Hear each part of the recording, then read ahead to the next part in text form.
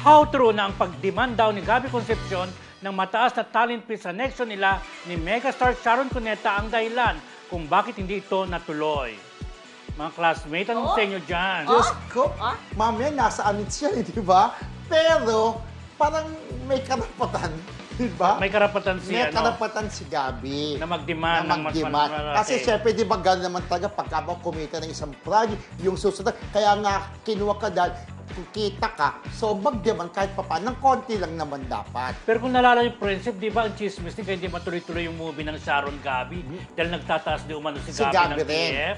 Di ba? Parang ganon. Pero hindi rin kaya isang way na parang tama na muna.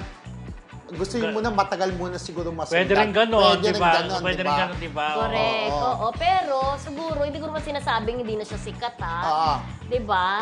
Parang parang siguro kung nung araw, nung peak ng career, okay lang magtaas ng Hindi talent friendship fee. Kasi kung titingnan mo kasi, di ba, talaga naman yung Sharon Gabby concert, Grabe, talaga naman grabe, talaga naka-traffic sa may venue, punong-puno talaga, di ba? Tapos, nagkaroon sila ng Cebu, nagkaroon ng parang feeling niya siguro, teka muna, parang ang laki yata ng kinita ng producer nito. Correct. May something like that siguro, di ba? Oo. Kumbaga, naramdaman niya siguro na laki-laki ng kita, kaya dapat mas malaki yung TF na nila. Pero di ko sure, di ba parang ang alam ko rin, parang co-producer sila dyan. Hindi ako sure hindi ako sure. Ay, di ko alam sure, pero kung sakali man, pwede naman para sa akin, Oo. Ganun, pwede naman, di ba? Pero pangan na lang natin, kung natuloy ang project ulit together ng dating mag-asawa at dating love team, tinanggap nila yung pagtaas ng talent ni Gabby.